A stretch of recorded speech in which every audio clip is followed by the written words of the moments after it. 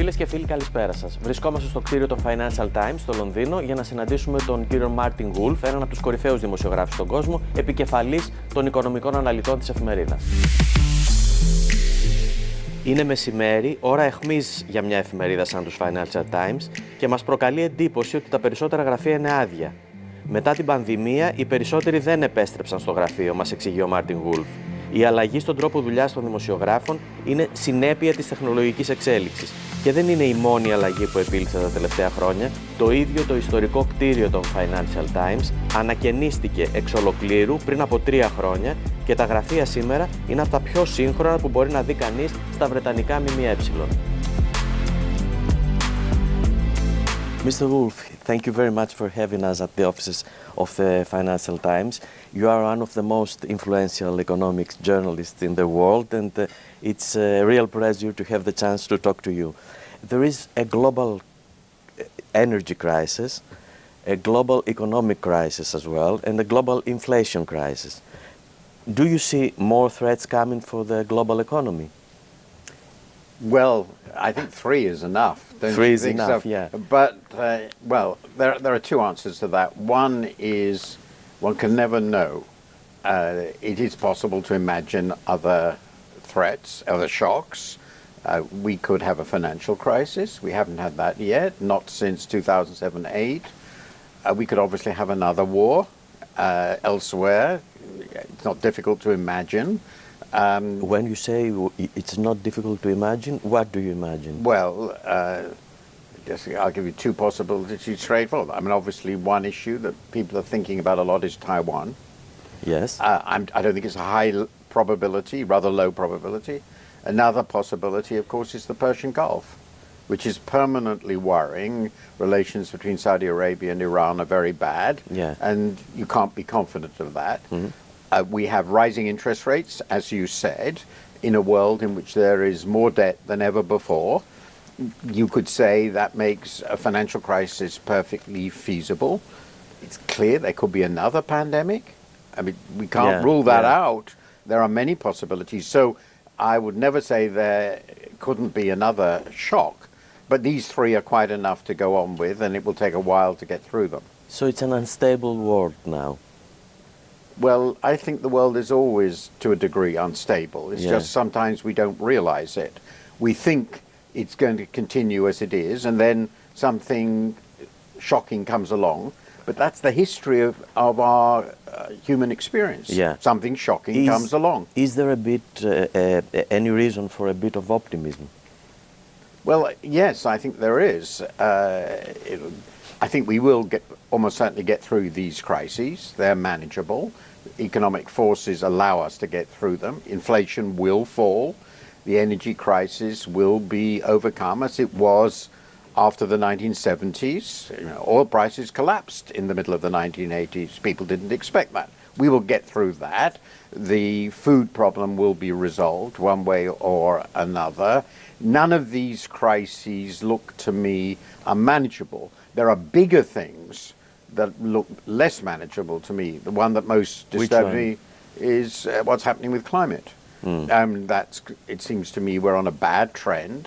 It's a long-term trend, so in any given year it looks manageable, but I expect this to become worse all the time, and we're not doing very much about that. That worries me more than these immediate crises, which are, I think, ultimately manageable with familiar tools. I see. Some say that the end of the war is not far, that gas prices are falling, and also we didn't see a Trump wave at the midterms in the United States. So could we say that in a way the West is back? I think it is reasonable to be more optimistic about the West, though these are very tentative steps. In terms of the war, I don't think it's possible to say that this war is over, but it's pretty clear that unless he goes nuclear, which is a catastrophe, Putin is not going to win this war. And that is important because when it started, many people thought he would win. So it may go on for a long time, it may never be settled, but he's not going to win. It's only a question of how he will lose. So that's obviously an issue. If you look at Trump and his activities, Yes. yeah, it looks as though we may have passed peak Trump, Yes. but the Republican Party still has very strong isolationist elements, very strong social authoritarian elements, very strong elements trying to restrict the rights to vote and restrict people's freedoms. So I would say, to me, the Republican Party is still quite scary. It does look as though the next standard bearer won't be Trump, or might not be Trump, it'll be Ron DeSantis. Well, he has problems too, and he might be more effective than Trump, so we shouldn't be too optimistic. But yes, I think there are some signs of things going better. Talking about leadership, how do you see Biden's leadership? Well, I think it's mixed. The honest truth is it's mixed. I prefer him to Trump. I think he sort of, by and large, does his best.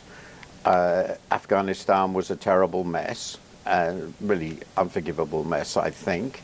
He's turned out to be quite as protectionist as Trump, and I'm not a protectionist.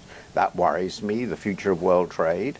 I think he's started or made even greater the rift with China. I understand why that's happening. That's very risky. He did, I think, far too big a fiscal boost early in his presidency, but the recent Inflation Reduction Act is a real achievement. And politically, he has done well enough with the economy and done well enough in warning people of the threat to democracy to achieve a very, very creditable result in the midterms, the best midterm result for an American party that holds the presidency in 20 years. So those are all real substantial achievements. So on balance, I'm happier that he is president than the alternative, quite a bit. What about the European leaders? Do you think there is leadership in Europe now? Well, Europe is what it always is. I think the main European leaders are perfectly reasonable people. I think they're trying to do things together, but as always, Europe is a hydra. It's many-headed. They don't always, in fact, have the same view of the world. In fact, they clearly don't have the same view of the world. They find it very difficult to agree. Their public opinions aren't agreed on important matters. There are people who are much closer to Putin, say, in Italy. It's more pro-Putin than elsewhere. In Greece also. In Greece too. So Europe is, after all, in the end, a confederation, a league of many countries with different views, and that always makes it very difficult for them to do things together. But overall, in the last 3 years, I would say the EU, since COVID started, has done much better than I would have expected. And I think that's partly because Britain has left. We'll come to that later. As you have said, inflation is a political challenge as well as an economic one. What is the proper way of handling that problem for a government? And do you see it, they're doing it the right way in Britain? And then I want your opinion for Greece as well. Well, inflation is a macroeconomic problem, but in this case, it's also a problem of the prices of particular commodities. Initially, it was goods, the prices of goods, because of the post-COVID disruption, manufactured goods, chips, and so forth. That's getting better. Now it's very much energy prices and food prices. Now that's obviously a special problem. So you need targeted support for households to deal with those special problems, which is expensive, and you need macroeconomic policy to reduce inflation, above all to prevent it becoming spread throughout the economy. Yes. That means tighter monetary and fiscal policy. Now, fiscal policy is not tightening because of the first problems, the energy problem. So it really is monetary policy. So we're going to get tighter monetary policy, and that's going to create lots of problems, but I don't think there's an alternative. Let's talk about Britain now. The UK economy is in recession again. Yeah. Is it mostly because of the war, government's decisions, or Brexit? What is the main problem? It's in recession because of the war. It was also made worse by the shock of the Liz Truss quasi-Kwarteng government, but I don't think that's why we're now in recession. I mean, basically we're in recession because inflation has shot up, real disposable incomes have shrunk as a result dramatically, gas and oil prices have shot up, and monetary policy is tight. I don't think there's any particular surprise. But one of the reasons we're actually in recession is that growth was already slow. So when growth is already slow, it's much easier for it to fall to negative levels. And growth was slow in part, not only, but in part because of Brexit. Definitely, we have been among the most slow-growing countries in Europe since Brexit. And in addition, we didn't handle COVID terribly well, and we were pretty badly hit economically by it. So those are elements in the background, but the immediate consequence of recession, the immediate cause, is these factors that everybody else has. So it's not the Brexit? Brexit is there. It's, as I said, it determines why the underlying growth is slow. Yeah, I see. Underlying growth is slow, so you have a negative shock, it's likely you'll go into recession. Do you think Rishi Sunak will be a good prime minister in terms of the economy? How do you see the fact that there have been so many prime ministers in a few months? Well, I think the latter question is easier to answer. I mean, we started with Brexit, a sort of revolutionary process. It destabilized our politics and it destabilized our economics. And it brought into leadership people who would otherwise never have become leaders. Neither Boris Johnson nor Liz Truss, nor in truth Rishi Sunak would have been prime ministers if it hadn't been for Brexit. These people are inexperienced, very inexperienced. In the case of Boris Johnson, really not very responsible. Liz Truss was a fanatic. These are people who would never be there if it hadn't been for Brexit. So the impact of Brexit on politics is profound, and everyone makes huge mistakes of different kinds that have to be got rid of, and that's why it's so unstable. Now, Sunak is clearly a more sensible man, yes, and a more decent man. I think he will run the economy fairly sensibly, but he won't be able to do much to make it better. He can't undo Brexit. He can't resolve Brexit in the many difficult issues we face. So the core of our difficulties will remain, and that's because ultimately the Conservative Party now is so split, so divided, that it can no longer be a coherent governing party. You follow Greek politics, I think. You've met many prime ministers in Greece. You've interviewed Mr. Mητσοτάκis twice during the last years. Can you tell me your opinion about the Greek political scene? Well, my impression, and I don't regard myself as an expert, that Mr. Mητσοτάκis has done and is doing a pretty sensible job. He has positioned Greece as a more dynamic and attractive economy for investment. The impression one has is that Greece has learnt a lot from the crisis, and it made the crucial decisions, which were a bipartisan decision, that it would stay in the EU, stay in the euro. Yeah. That was supported by the rest of the EU. I think that's fantastic. It gives Greece a basic political and economic stability and makes it a good platform for foreign investors.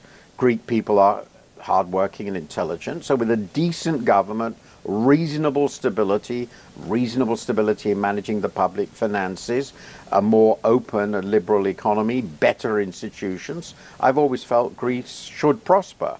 So I'm reasonably optimistic, subject to all the caveats one must have about things going wrong beyond Greece's control. We've seen that, or things happening in Greece. But at the moment, I feel Greece is on a reasonably good course, with a good prospects for the future, better than for a long time.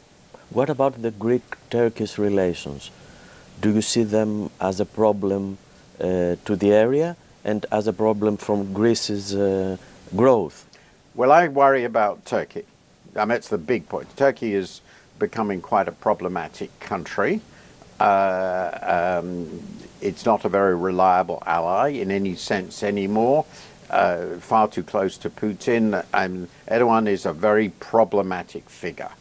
And it's not just vis-a-vis Greece, it's broader. Just look at the problems he's creating about NATO enlargement. I mean, but of course, this historic relationship between Turkey and Greece is always concerning. It's a worry of what Turkey might do. Now, so far, Erdogan's bark has been worse than his bite, as we would say. He hasn't done anything in this, as far as I can see, which is significant. And my suspicion is he has enough problems already. The Kurds and Syrian problem, the question of how the relationship with Russia will unfold, relations with the West. He won't want to start something. That is what I normally assume will be sensible. But then I didn't think Putin would start a major war. It seemed to me so crazy, and it was. So I'm moderately optimistic that he will manage this. They will manage this without conflict. But one never knows. You're just betting on the behavior of one man. That's always unpredictable. What do you think on the marbles issue? Well, I'm heterodox on this in the British circumstances. I've thought for quite a while, not all my life, but I've thought for quite a while since the Acropolis Museum was built that they should go back to Greece. Thank you very much. It was very interesting talking to you, and thank you very much for having us here. Great pleasure. Thank you very much. Real pleasure.